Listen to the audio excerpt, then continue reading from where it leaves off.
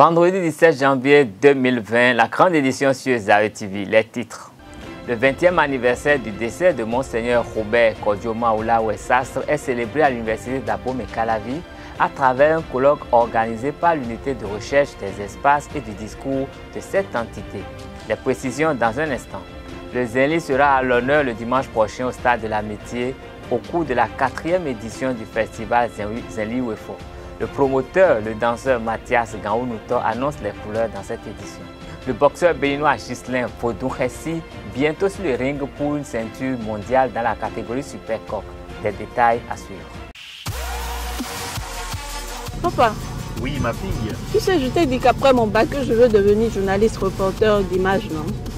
Papa, tu penses m'inscrire où? Ezae. Ezae, papa.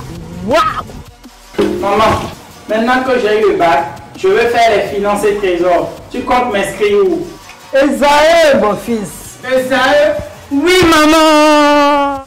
Papa, Oui. tu sais qu'après mon bac, je veux être diplomate, non? Et tu comptes m'inscrire dans quelle université? Mais Ezae, naturellement. Ezae? À Ezae, vous êtes bien formé dans les filières comme administration du travail et de la sécurité sociale, administration générale et territoriale, administration des impôts, gestion des marchés publics, planification et développement local, droit et sciences économiques et de gestion. Ezae, c'est aussi sa télé numérique Ezae TV et son journal L'Informateur. Ezae, c'est à Bedjromede, 3e rue après le carrefour 16 ampoules allant à Jericho. Numéro de téléphone 98 98 14 00 96 80 55 11 90 93 65 21. Ezae, l'excellence a un nom.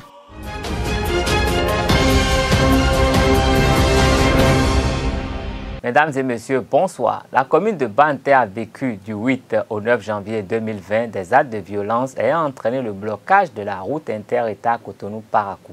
Le procureur de la République près le tribunal de première instance d'Abomey-Calavi, Adjiman Khalifa, Djiman, est revenu sur cette situation lors d'un point de presse le jeudi 16 janvier.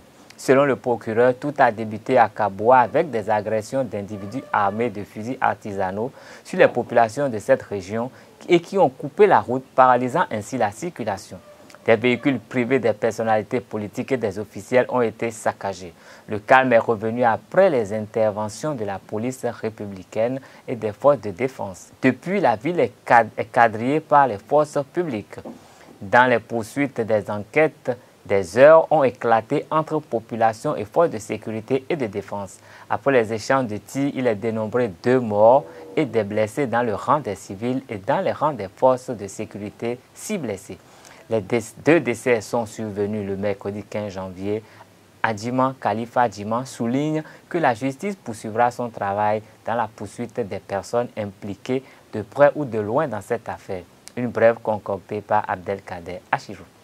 Question éducation à présent. L'unité de recherche études des espaces et du discours de l'Université d'Abomey-Calavi a ouvert ce jour le colloque international Monseigneur Robert Sastre. Des indépendances à l'ère du renouveau démocratique à l'amphithéâtre Idriss Déby du campus d'Abomey-Calavi.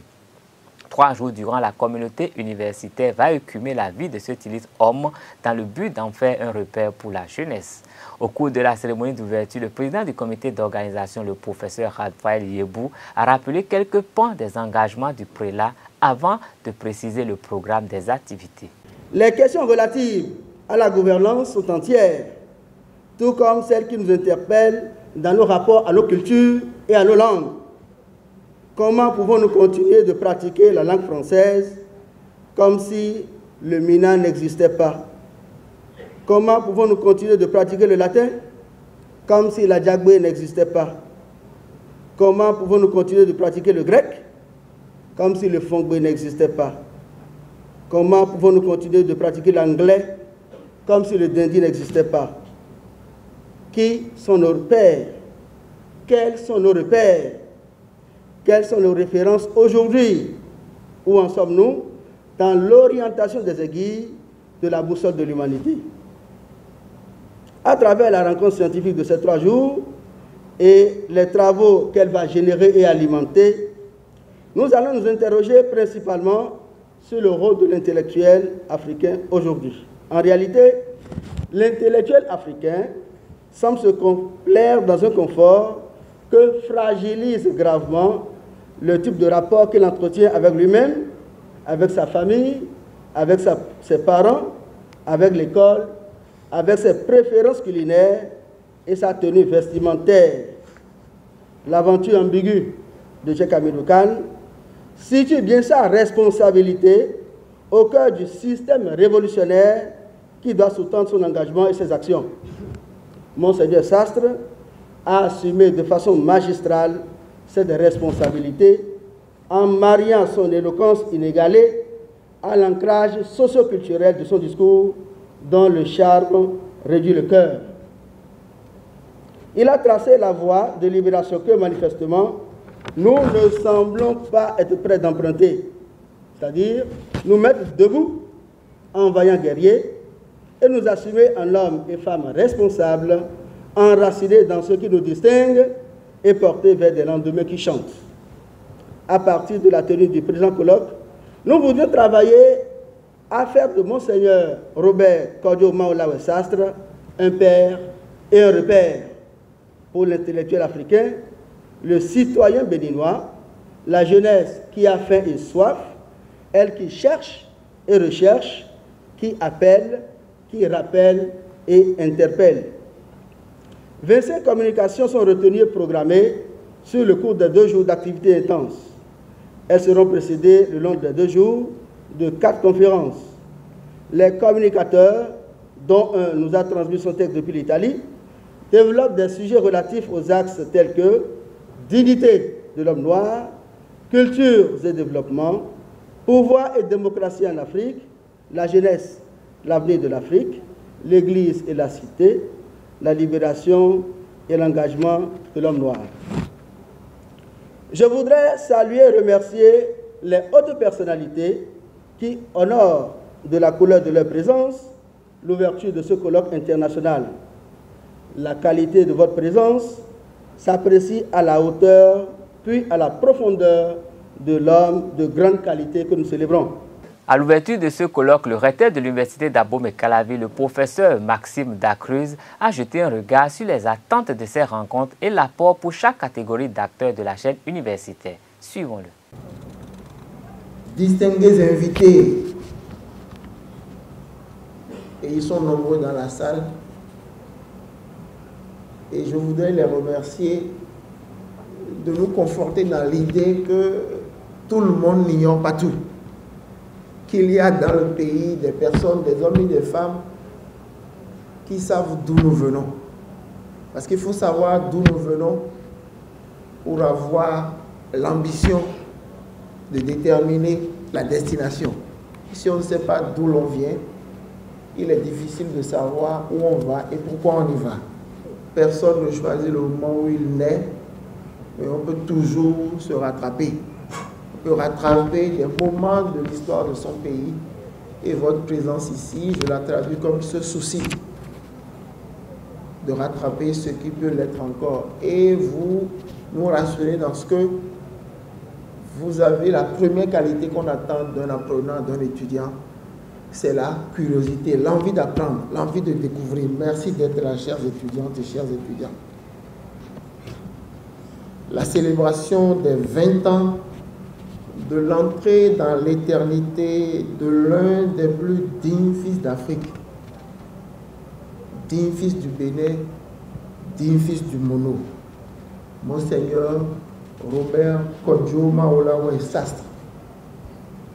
En organisant ce colloque, l'unité de recherche étude des espaces et du discours rend justice à un homme qui s'est toute sa vie battu pour la dignité de l'homme, la dignité de l'être humain noir en particulier, et a montré par l'exemple que l'Africain peut se prendre en charge en reconnaissant et en aimant son histoire, en découvrant les richesses de sa culture et en les aimant, en pratiquant ses langues, véhicule des mêmes richesses. N'était-ce peut-être pas là une voie de salut que nous aurions dû suffisamment expérimenter? C'est un questionnement. Au nombre des intellectuels les plus férus d'Afrique,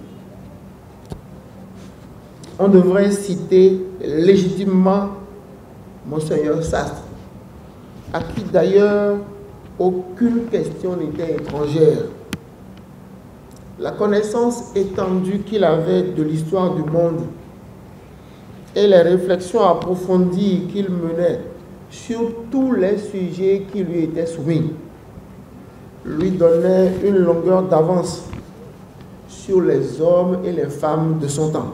Le rapport final de la mission d'administration provisoire de la Chambre de commerce et d'industrie du Bénin et l'organisation d'un test psychotechnique suivi d'entretiens individuels au titre de la deuxième campagne et de nomination des cadres aux emplois de la chaîne de dépenses publiques étaient au cœur du Conseil des ministres de cette semaine. Pour des détails et d'explications au sujet de cette grande décision à l'issue du Conseil des ministres de ce mercredi 15 janvier 2020, je vous invite à suivre le ministre de la Communication et de la Poste et porte-parole du gouvernement, Alain Orunla. Il est au micro de Abdelkader Achirou. Pour rappel, l'institution consulaire a été placée sous administration provisoire le 24 janvier 2019 pour une durée d'1 an en raison des problèmes de gouvernance et des difficultés d'organisation des élections qui la minaient. Au terme du présent compte rendu, il apparaît que les tâches assignées à la mission d'administration provisoire ont toutes été exécutées dans les délais prévus.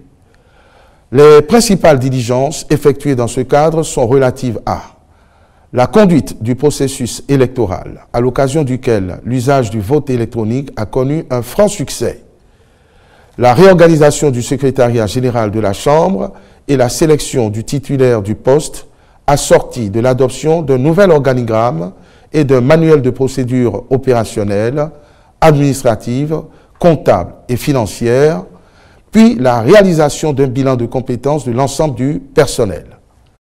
La gestion des affaires courantes, notamment la conclusion et la mise en œuvre de diverses alliances ou conventions de partenariat, la mise en place d'un nouveau système d'information pour mieux organiser et documenter la gestion des services d'appui aux entreprises. En approuvant ce compte rendu, le Conseil a, par la même occasion, pris acte des résultats définitifs des élections consulaires au titre de la mandature 2020-2025, puis instruit les membres du Comité national de supervision de l'administration provisoire de veiller à l'installation effective des nouveaux élus consulaires avant la fin du mois de janvier 2020. Organisation d'un test psychotechnique suivi d'entretiens individuels au titre de la deuxième campagne de constitution de la base de données du fichier national d'admission et de nomination de cadres aux emplois de la chaîne des dépenses publiques. Cette campagne vise à intégrer d'autres compétences aux dits fichiers. Organisée du 23 octobre au 26 novembre 2019, elle a permis de retenir 275 candidats sur 536 dossiers physiques reçus en soutien aux 894 inscriptions en ligne. En effet, après le traitement des dossiers par le comité technique du fichier national, 111 candidatures au poste de directeur de l'administration et des finances, 66 au poste de spécialiste des marchés publics, 65 au poste de spécialiste en gestion des projets et 33 à celui de directeur des systèmes d'information sont recevables pour prendre part aux tests psychotechniques et aux entretiens. Il convient de faire remarquer que les motifs de rejet de la plupart des candidatures sont relatifs notamment au manque d'expérience, au diplôme inadéquat ou sans pertinence avec le poste concerné.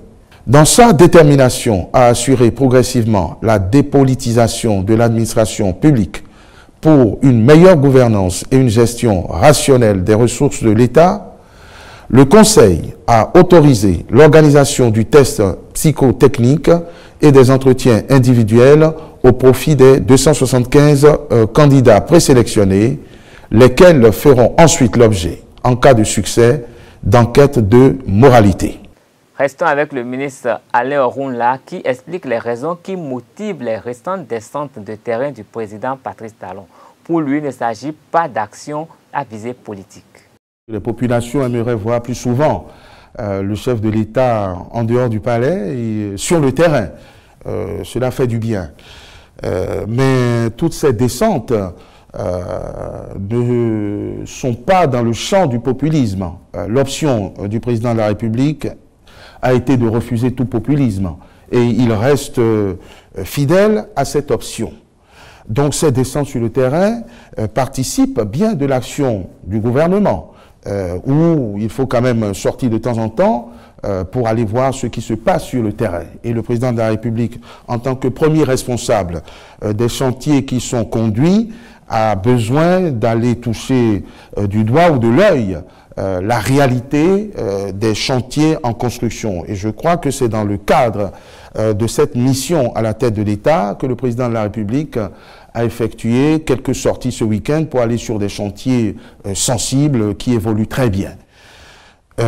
Cette descente font d'autant plus de bien que le président de la République est dans un exercice non pas populiste, mais dans un exercice pédagogique. Puisque si vous avez bien observé, il y a des camions qui encombraient par exemple les abords du quartier Jacques, où le président de la République, qui aurait pu intimer des ordres ou qui aurait pu demander par exemple au préfet de faire déguerpir ceux qui encombraient la voie publique, s'est laissé aller à un exercice responsable, très élégant vis-à-vis du garagiste à qui on a demandé de bien vouloir trouver place ailleurs pour laisser la circulation et pour laisser l'emprise de la voie publique un peu plus libre et accessible à la circulation. Donc c'est strictement dans le cadre de la mission de contrôle ou de vérification que le président de la République, qui, je vous le rappelle, n'est pas du tout dans le populisme, a effectué ces descentes et je crois que les populations apprécieraient des descentes de plus en plus fréquentes. Le stade de l'amitié générale Mathieu Kérékou va vibrer au rythme du Zenli le dimanche 19 janvier prochain à l'occasion de la 4e édition du festival Zenli Wefo. Surpris au cours de l'atelier organisé en prélude à ce festival, le promoteur Mathias Gaounuto a levé un coin de voile sur le contenu de cette édition. Le festival Zenli Wefo, c'est un festival que j'ai créé l'année 2016. C'est la 4e édition que vous voulez faire. C'est un festival que l'idée, c'est pour promouvoir nos danses béninois, surtout notre culture. On ne connaît pas ça assez à l'étranger. Et là, le festival Zenli Wefo, c'est un festival que j'ai créé pour pouvoir comment dire, apprendre nos petits frères, nos soeurs, danseurs. Parce que le Zenli, c'est un rythme un peu doué, c'est un rythme que les rois Gelele, Gezo, ils ont transformé. Avant, à l'époque, c'est un rythme qu'on jouait pour les gens qui sont décédés, pour les dire au revoir. Aujourd'hui, il y a le roi Gelele, Zema Djegben, qui a changé, qui a modernisé un peu pour son ami de son papa, Tometis, qui était décédé. Ils ont joué ça. C'est là que le Zenli a changé. Après, il y a les chanteurs, Alek Piraou, Papa Alek Piraou, il y a Kolovo, Djemen, ils ont fait. Moi, je suis danseur, j'ai dit pourquoi pas. Le rythme est là. Et pourquoi pas les pas. Il faut apprendre nos frères. Et pour qu'on montre ça à l'étranger, pour que les gens sachent que le Zenli, c'est un danse aussi, on peut vendre ça. C'est à cause de ça que j'ai sorti cette initiative. Aujourd'hui, c'est la 4e édition. Tous les gens qui sont là, c'est un peu ça l'idée. Le programme, c'est là, vous avez vu, on est en train de faire les ateliers. On a déjà commencé hier. On va travailler aujourd'hui, demain aussi, jusqu'au samedi, pour former les gens, comment on va danser la zinde pour créer un peu les pas. Et le dimanche, on va faire la restitution au stade de l'amitié. Pour nous, c'est gratuit. Ce qu'on a fait, le travail qu'on a fait, on va montrer au public. Voici un peu le programme.